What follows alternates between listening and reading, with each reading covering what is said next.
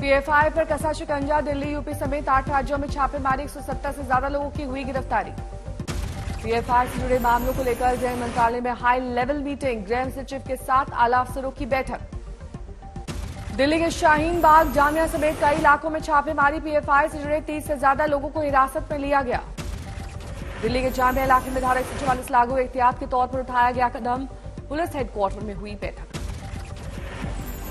दिल्ली सहित गाजियाबाद में 5 पीएफआई कार्यकर्ता हिरासत में लिए गए। यूपी के सहारनपुर में एनआईए की छापेमारी, लखनऊ और मेरठ में पीएफआई पर कसा शिकंजा। महाराष्ट्र के औरंगाबाद से 13 पीएफआई कार्यकर्ता हिरासत में लिए गए। कर्नाटक में पीएफआई से जुड़े 75,000 लोग पकड़े गए। कोलार में 6 गिरफ्तार। हुबली और रायचूर से 2-2 पीएफआई कार्यकर्ता की गिरफ्तारी। कलबुर्गी से पीएफआई का मीडिया कोऑर्डिनेटर अरेस्ट। कर्नाटक के बीदर से पीएफआई का जिलाध्यक्ष अब्दुल करीम और SDPI secretary Mushtaq arrest. Bagalkot से 6, बेल्लारी से 4, चामराजनगर से 2 पीएफआई कार्यकर्ता गिरफ्तार। असम के नागरबेरा में 7 पीएफआई कार्यकर्ताओं की गिरफ्तारी पहले हुई थी, 11 लोगों की गिरफ्तारी। पुणे में पीएफआई समर्थक 6 लोगों को हिरासत में लिया गया, पाकिस्तान के समर्थन में नारेबाजी का आरोप। मध्य प्रदेश में पीएफआई कार्यकर्ताओं पर कसा शिकंजा, अब तक 21 लोग हिरासत में लिए गए। नवसारी के अब्दुल कादिर सैयद गिरफ्तार, एनआईए और एटीएस की टीम ने किया अरेस्ट। जल्दी पीएफआई को सरकार कर सकती है बैन, संगठन की हर गतिविधि पर जांच एजेंसियों की है नजर। कुलगाम में सुरक्षा बलों को बड़ी कामयाबी, ऑपरेशन में मारा गया एक आतंकी। एनकाउंटर में दौरान 1 जवान 2 नागरिक जख्मी। मारे गए जैश आतंकी की पहचान पाकिस्तानी के रूप में, कई हथियार किए गए जब्त। टोक्यो पहुंचे प्रधानमंत्री मोदी, शिंजो आबे के अंतिम संस्कार में हुए शामिल। शिंजो आबे की पत्नी से की मुलाकात, व्यक्त की शोक संवेदना। 8 जुलाई 2022 को हुई थी शिंजो आबे की हत्या, आज हुआ अंतिम संस्कार। 20 से ज्यादा देशों के प्रमुखों ने की अंतिम संस्कार में शिरकत।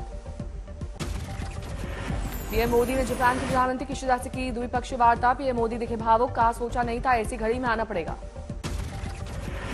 शान से बहुत लंबी बातें हुई थी और कभी सोचा ही नहीं था कि जाने के बाद ऐसी खबर सुनने के यहाँ नौबत आएगी।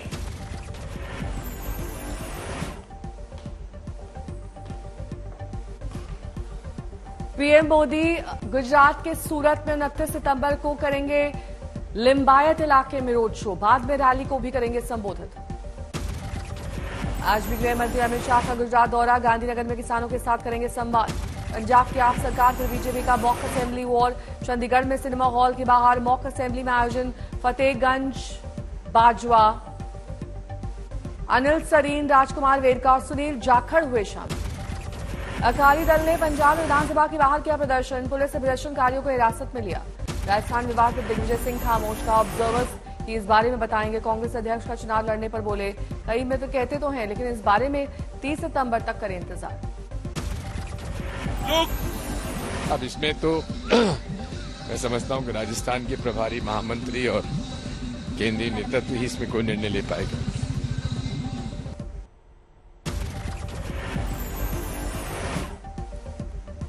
राजस्थान संकट पर दिल्ली में हलचल, आज दोपहर में पर्यवेक्षक अजय माकन और मल्लिकार्जुन खड़गे सोनिया गांधी को सौंपेंगे लिखित रिपोर्ट। सोमवार को जयपुर से दिल्ली पहुंचेंगे पर्यवेक्षक खड़गे और माकन, सोनिया गांधी को दी मौखिक जानकारी। सोनिया से मुलाकात के बाद अजय माकन बोले, गहलोत समर्थक विधायकों ने तोड़ा पार्टी का अनुशासन। लिखित रिपोर्ट के बाद कांग्रेस आलाकमान राजस्थान को लेकर कर सकती है बड़ा फैसला, कुछ विधायकों पर कार्रवाई संभव। पार्टी नेता महेश जोशी और शांति धारीवाल के खिलाफ कांग्रेस कर सकती है कार्रवाई। सूत्रों के मुताबिक 30 सितंबर तक यथास्थिति बनी रहेगी। गहलोत गुट का बयान, हम सोनिया जी के सिपाही लेकिन मंजूर नहीं गद्दार को पुरस्कार। सूत्रों के मुताबिक गांधी परिवार से मिलेंगे गहलोत, विवादों को लेकर करेंगे बातचीत। सूत्रों का दावा, राजस्थान में सियासी संकट के बीच अशोक गहलोत अध्यक्ष पद की रेस से बाहर, आलाकमान गहलोत से है नाराज। कांग्रेस अध्यक्ष पद के दावेदारों में केसी वेणुगोपाल, मुकुल वासनिक, मल्लिकार्जुन खड़गे, दिग्विजय सिंह के नाम शामिल। अजय माकन, वेणुगोपाल और कुछ वरिष्ठ नेताओं के साथ राहुल गांधी ने किया राजस्थान पर मंथन। केरल से दिल्ली पहुंचे वेणुगोपाल ने भी सोनिया से की मुलाकात। आज तक से बोले प्रताप सिंह खाचरवास, बगावत आलाकमान के खिलाफ नहीं, बीजेपी पर सरकार को अस्थिर करने का लगाया आरोप। गहलोत कैंप की शांति धारीवाल ने अजय माकन पर लगाया बड़ा आरोप, कहा पायलट के लेकर रहे थे प्रचार। सचिन पायलट पर भी शांति धारीवाल ने बोला हमला, कहा गद्दारी करने वालों को पुरस्कार बर्दाश्त नहीं। लोग थे जो मानेसर में इकट्ठे हो गए थे और जो सरकार गिराना चाहते थे, जिन्होंने ये स्टेटमेंट दिया था, chief minister, deputy chief minister होते हुए प्रदेश को गहलोत की करीबी शानी धारीवाल ने कहा, विधायक हमारे पास आकर जता रहे हैं अपनी चिंता। इस्तीफा देने वाले गहलोत कैंप के विधायक जितेंद्र सिंह के बदले सुर, कहा नए आलाकमान के साथ इस्तीफे का काम गलत। और जो ये इन्होंने त्यागपत्र जो पॉलिसी अख्तियार की है, मैं उससे सहमत नहीं। सियासी संकट के बीच जयपुर में पोलो मैच देखने पहुंचे गहलोत कैंप के विधायक और मंत्री स्पीकर सीपी जोशी भी रहे मौजूद। गहलोत सरकार खेल मंत्री अशोक चंदाना बोले, पोलो खेलना हमारी निजी जिंदगी का हिस्सा, सियासत से कोई लेना देना नहीं है। ताजा सियासी संकट पर राजस्थान के राज्यपाल कलराज मिश्रा का बयान, कहा पार्टी विशेष के लोग ही निकालेंगे समाधान, मेरी भूमिका नहीं है। 2024 के लोकसभा चुनाव तक जेपी नड्डा बने रह सकते हैं बीजेपी अध्यक्ष, उन्हें एक्सटेंशन देने की तैयारी में है पार्टी।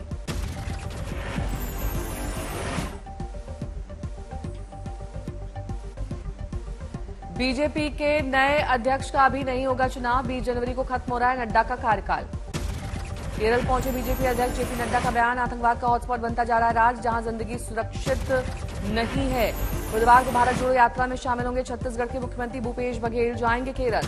हिमाचल दौरे पर पहुंचे रक्षा मंत्री राजनाथ सिंह का बयान, 1971 में पीओके पर फैसला हो गया होता तो आज ये भारत के पास होता, पाकिस्तान के साथ नहीं। मुख्यमंत्री नीतीश कुमार के दिल्ली दौरे को लेकर चिराग पासवान ने साधा निशाना, कहा 4 सीएम से मिलभर लेने से कोई पीएम नहीं बन जाता। अमरावती में गरबा आयोजन में पहुंची सांसद नवनीत राणा, खुद भी किया गरबा। छत्तीसगढ़ में मुख्यमंत्री भूपेश बघेल का बयान, कहा सेंट्रल एजेंसी जबरन किसी को परेशान करेगी तो राज्य सरकार कार्रवाई करेगी।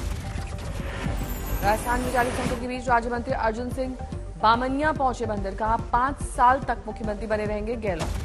आपको दिल्ली हाईकोर्ट से बड़ा झटका, हाईकोर्ट ने आप नेताओं को एलजी के खिलाफ विवादित पोस्ट हटाने का दिया आदेश। ऋषिकेश में अंकिता मर्डर मामले में आरोपी पुलकित के रिजॉर्ट पर बड़ा खुलासा, पूर्व स्टाफ ने बताया रिजॉर्ट में होता था जिस्म फरोशी का धंधा। पूर्व कर्मचारी की माने तो अय्याशी का अड्डा बन गया था रिजॉर्ट। गंदी गालियां दी जाती थी, बहुत ही ज्यादा वैसा व्यवहार होता था, और क्या बोलते हैं 3-4 दिन बाद उनकी बाइक भी आती है। रिजॉर्ट की पूर्व स्टाफ का दावा, वहां लड़कियां लाई जाती थी लेकिन रेस्टोरेंट में उनकी एंट्री नहीं